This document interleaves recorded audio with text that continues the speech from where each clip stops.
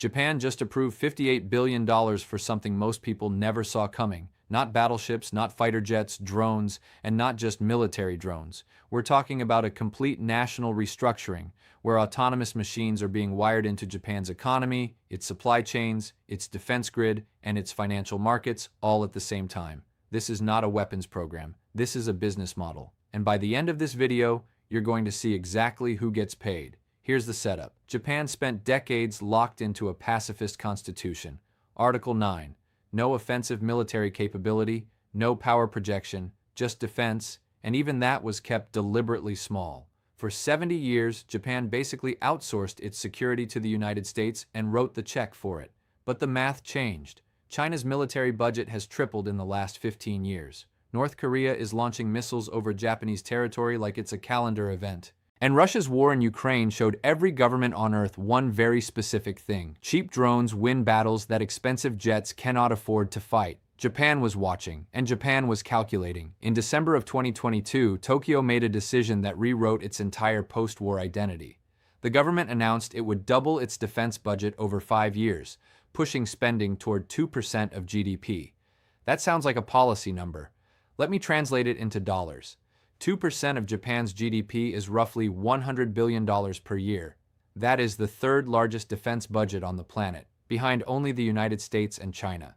Japan went from a country that legally couldn't project military force to one of the biggest defense spenders in the world, almost overnight. And the single biggest slice of that new spending? Drones and autonomous systems. $58 billion earmarked specifically for unmanned technology. That number is not just a military figure. That number is a market signal. Now let's talk about who actually collects that money. Japan's domestic defense industry has always been protected but small. Companies like Mitsubishi Heavy Industries, Kawasaki Heavy Industries, and NEC Corporation have long built weapon systems for the Japanese self-defense forces. But the volumes were low, the export rules were strict, and the profit margins were nothing compared to American or European defense contractors. That changes now.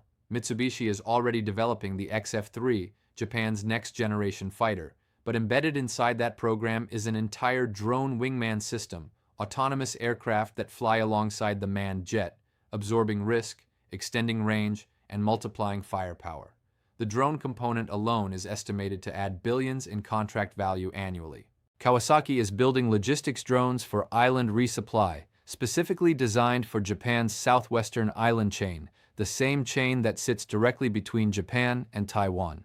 That geography is not an accident. That is strategy with a price tag. Here's the part most financial media is completely missing. Japan's drone economy is not just military. The government is using the defense push as a catalyst to industrialize civilian drone infrastructure at national scale. Think about Japan's geography. It's a country of mountains, islands, and aging rural populations. Roughly 30% of Japanese municipalities are classified as facing serious delivery and logistics challenges because there simply aren't enough young workers to drive trucks and stock shelves in remote areas. Drones solve that problem, and the government knows that building military drone capability creates the exact same industrial base you need for civilian drone logistics. This is the dual-use playbook. The same companies, the same factories, the same supply chains, the same software used for both defense contracts and commercial delivery networks. Amazon figured this out years ago with its logistics infrastructure. Japan is now doing it at a national government level, with Defense Ministry funding paying for the R&D and commercial markets absorbing the production volume. The total addressable market for civilian drone logistics in Japan is projected to exceed $50 billion by 2035.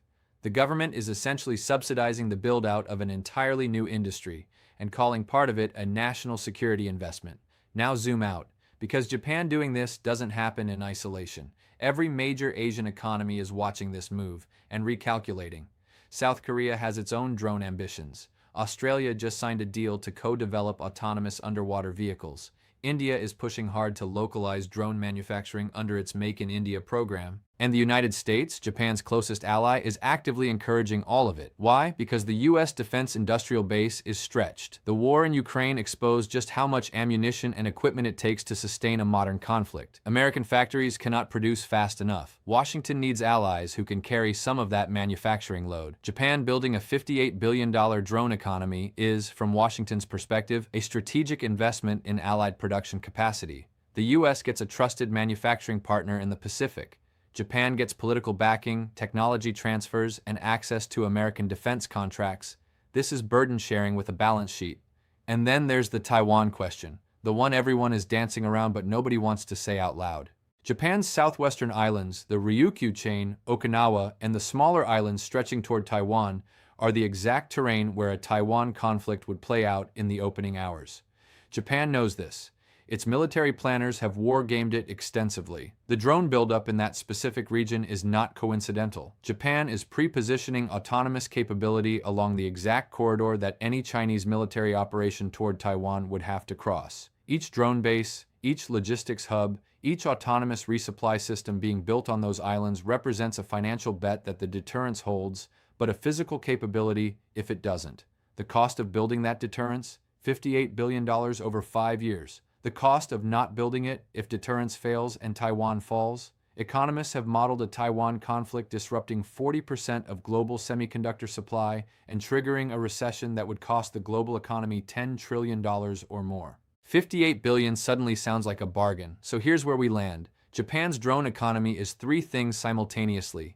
It's a defense program, it's an industrial policy, and it's a geopolitical hedge. The $58 billion is not being spent because Japan wants to go to war. It's being spent because Japan has finally done the math, and the math says that doing nothing is the most expensive option of all. The companies getting those contracts are going to generate enormous shareholder returns. The infrastructure being built will reshape Japanese logistics for decades, and the signal being sent to Beijing is being priced into every strategic calculation across the entire Pacific. Money doesn't just follow war. Sometimes money is the reason war doesn't happen. Now here's the question I want you to answer in the comments.